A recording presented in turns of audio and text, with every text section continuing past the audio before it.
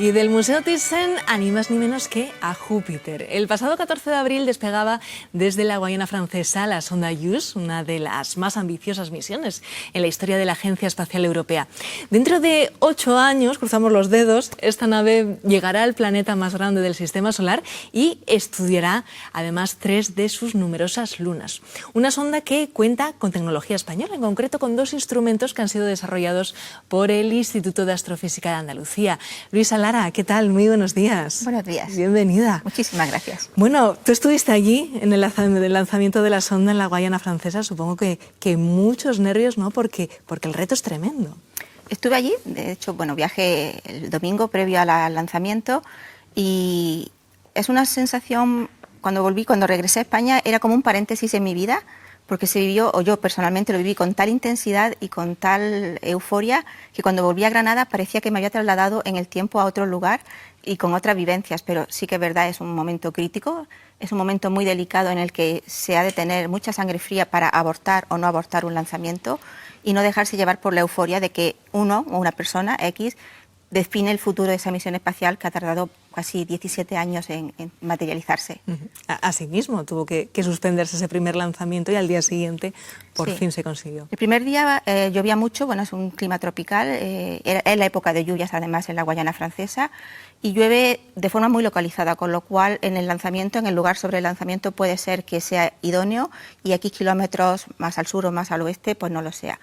Yo estaba situada a 12 kilómetros de distancia del punto de lanzamiento, una zona de seguridad, y allí estábamos bien, no llovía, no había nada, pero sobre el punto de lanzamiento había riesgo de rayos, entonces se decidió abortar el lanzamiento porque no se puede jugar.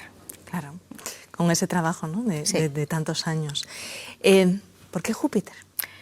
Júpiter es, dentro de los planetas más grandes del sistema, es el más grande del sistema solar, yo creo que ha sido hasta ahora el más olvidado a la hora de tener una misión especialmente dedicada a él. De hecho, las sondas Voyager 1 y 2 pues, hicieron pequeños sobrevuelos sobre Júpiter en su paso hacia el sistema solar exterior. Cassini investigó Saturno y sus lunas. La Agencia Espacial Americana pues, tiene una misión allí, Juno, que está muy limitada en instrumentación científica. Entonces, el hecho de que Júpiter se haya puesto como el primer objetivo de gran misión en la Agencia Espacial Europea se debe a varios motivos. Es un gigante gaseoso, se están descubriendo un montón de gigantes gaseosos en otros sistemas planetarios. Tiene una cantidad de satélites alrededor importante, pero 3 de ellos tienen un potencial astrobiológico crucial para conocer o para saber un poco más o para acotar las condiciones que pueden dar lugar a la vida y preservarse. Y después tiene características muy fundamentales a la hora de conocer cómo se forma un sistema planetario y cómo evoluciona. Basta decir, por ejemplo, que la formación de Júpiter tuvo un papel crucial en la formación de la Tierra, donde estamos en el sistema solar con respecto al Sol, y cómo ha favorecido que determinados procesos puedan dar lugar a la vida en la Tierra. O sea que Júpiter, a pesar de ser un gigante gaseoso, que hay muchos en el sistema, en nuestra galaxia, tiene características fundamentales y principales para conocer incluso más de la Tierra. ¿Y qué va a hacer allí esta sonda? Esta sonda, después de sus 8 años de viaje, que ciertamente no es un viaje recto, hay que hacer asistencias gravitacionales para poder llegar, y uno de los éxitos de esta misión va a ser, por ejemplo, hacer por primera vez una asistencia gravitacional Luna-Tierra. Hasta ahora solamente se usaban los planetas para hacer esas asistencias gravitacionales, para que puedan salir al sistema solar exterior. En el caso de JUICE va a usar el sistema Tierra-Luna. Entonces, después de hacer varios sobrevuelos de Tierra, Venus, Tierra, ya saldrá hacia el sistema de Júpiter. Cuando llegue allí tendrá que hacer un proceso de frenado, no mucho tampoco, porque si no lo puede absorber Júpiter dentro de su campo gravitatorio, o sea que habrá un trabajo de inserción en órbita alrededor de Júpiter, y en ese proceso de inserción en órbita estudiará y observará Europa, observará Calisto y observará Ganímedes. Europa solamente lo va a hacer 2 sobrevuelos. Europa está inmerso en la magnetosfera de Júpiter, en un entorno muy, muy abrasivo en cuanto a partículas cargadas, en cuanto a iones, en cuanto a la radiación. Entonces solamente va a hacer 2 sobrevuelos de Europa. Luego seguirá estudiando Júpiter, saldrá a estudiar Calisto y finalmente estudiará durante 2 años básicamente Ganímedes, que es el objetivo fundamental de la misión. fundamental en el aspecto astrobiológico o exobiológico. El planeta también tiene su importancia. Pero vamos a estudiar todo eso y también, bueno, pues Júpiter tiene anillos, quizás no tan vistosos como en Saturno, pero tiene sus anillos. Tiene una serie de satélites que alimentan esos anillos por partículas que salen despedidas de las superficies. Es un mundo muy rico, es un mini sistema planetario. Básicamente. Sí, claro, porque tienen numerosas lunas, aunque van a sernos sobrevoladas, como nos decías, esas 3, porque son interesantes las lunas de Júpiter. Las lunas de Júpiter son interesantes porque ya se sabe, se ha observado desde Tierra, e incluso con la sonda Galileo, que estuvo también en el 95 por allí, que tienen una subsuperficie líquida de un océano salado.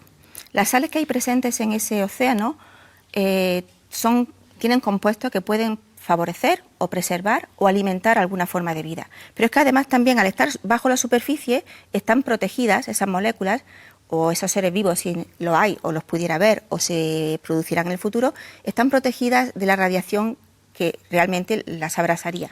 Y además ese agua está en contacto probablemente con una superficie de silicatos o de rocas. Se sabe que la vida en la Tierra, aparte de que sea necesaria el agua, unas condiciones de temperatura adecuadas, una presión adecuada, radiación solar, estar protegidos precisamente del viento solar, es necesario que haya contacto con rocas. Entonces, el caso de Europa lo tiene, el caso de Ganímedes también lo tiene, Calisto probablemente no.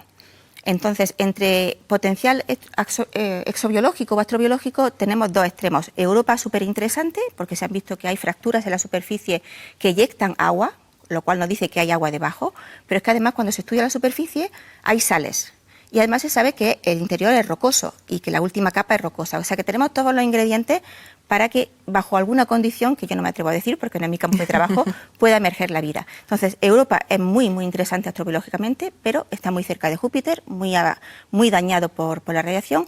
Calisto está en el otro extremo, que probablemente no tenga esas características, y entonces la Agencia Espacial Europea decidió enfocarse en Ganímedes, en el punto medio, ¿no? O sea, no vamos a ir a morir con 2 sobrevuelos, ni tampoco vamos a hacer ciencia rocosa, pero vamos a hacer ciencia astrobiológica en Ganímedes. Al pensar en una sonda, la mayoría quizás tengamos en la cabeza unas medidas mucho más reducidas de lo que tiene JUICE, ¿no? Una sonda, por ejemplo, JUICE, hay imágenes que se pueden ver en cualquier portal de la Agencia Espacial Europea, serán así como 5 metros o 6 de alto. O sea, hay imágenes con una persona a escala y son 3 o 4 personas las que hacen ese tamaño. Es un cubo, lógicamente, y cada pared del cubo está poblado con instrumentos científicos. Uno de ellos tiene la antena de ganancia, de gran potencia para lanzar los datos a la Tierra, pero las demás paredes están equipadas con los instrumentos. Una cosa especial de la misión JUICE es que normalmente cuando hacemos misiones que no van a un entorno tan abrasivo en cuanto a radiación, pues los instrumentos están localizados en las paredes y su electrónica está cerquita. En el caso de JUICE, los instrumentos están en las paredes de ese cubo, pero la electrónica, para que no muera, porque va a estar en ese entorno con tantísima radiación, está toda metida en un sarcófago en el interior, en el centro de la nave.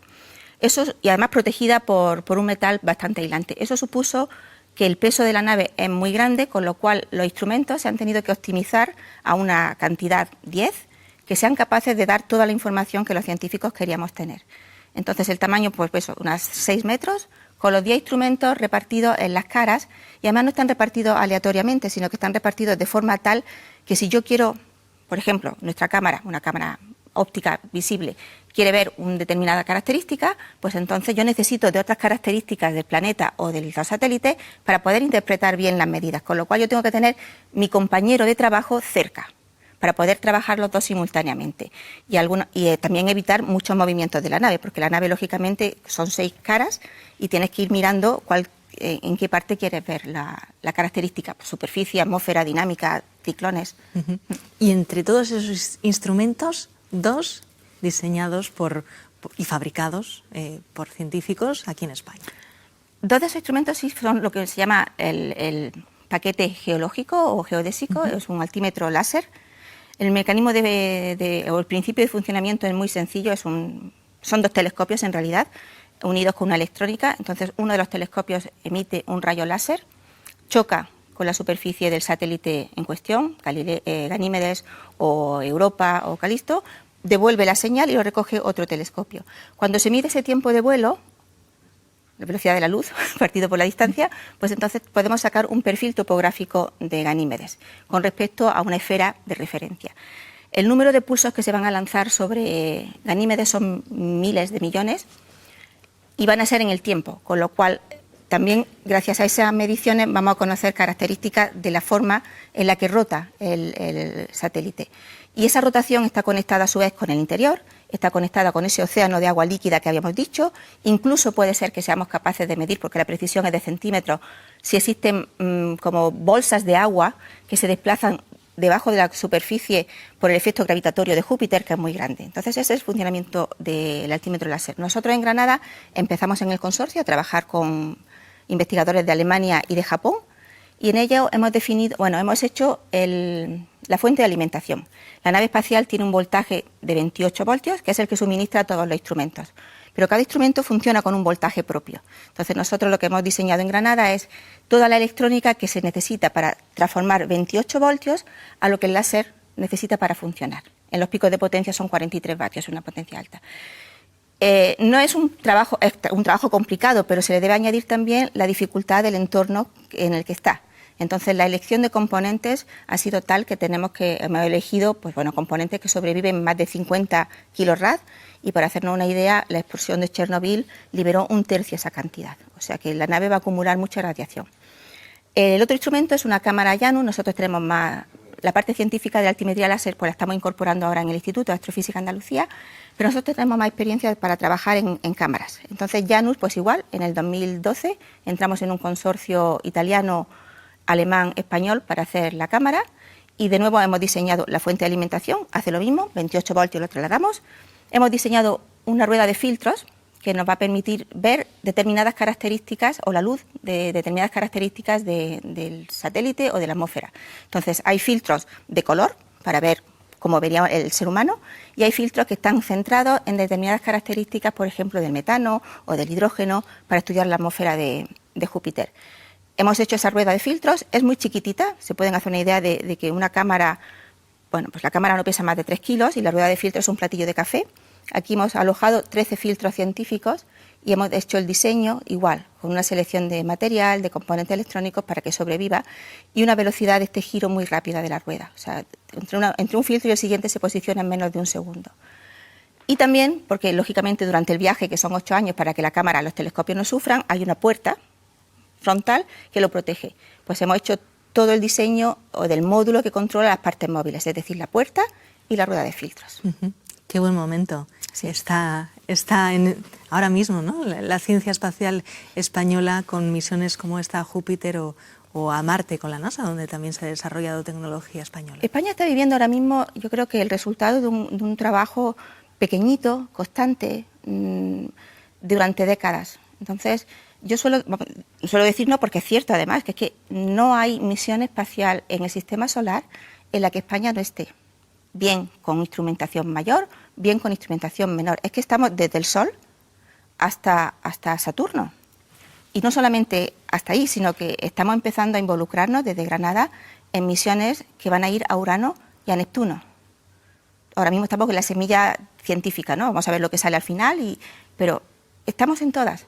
Y eso es el resultado de decenas o décadas de años con un trabajo constante, fiable, porque nuestro sistema de financiación ha sido complicado durante mucho tiempo, pero somos un socio de trabajo muy fiable en la ciencia espacial europea. ¿Cuándo sabremos algo de la sonda? Pues probablemente dentro de... ya sabemos algo, ya sabemos que la cámara Janus, por ejemplo, yo recibo información de los instrumentos en los que he trabajado. La cámara Janus está bien, no ha sufrido en el despegue, la electrónica está a salvo y tenemos los primeros pulsos de medición. Pero realmente saber algo de verdad será el día 29 de mayo, o sea, dentro de 20 días, cuando se hará lo que se llama un comisionado o una validación, donde moveremos partes, moveremos la rueda de filtro, moveremos la puerta, haremos probablemente imágenes o de la Luna o de Venus, depende de dónde estemos, pero el 29 de mayo ya podremos saber que vamos a tener datos. Normalmente una misión, cuando se lanza, no suele ocurrir nada catastrófico. El momento crítico es el lanzamiento, luego es una navegación muy suave, muy sencilla, leyes de Newton, y luego cuando llega, pues sí, está la parte que es inserción en órbita alrededor del planeta o del satélite. Pero ahora son 8 años de tranquilidad. Muy bien, pues estaremos muy pendientes entonces a ese 29. Que muchísimas gracias, Luisa. A vosotros. Que vaya muy bien, gracias. Muchas gracias.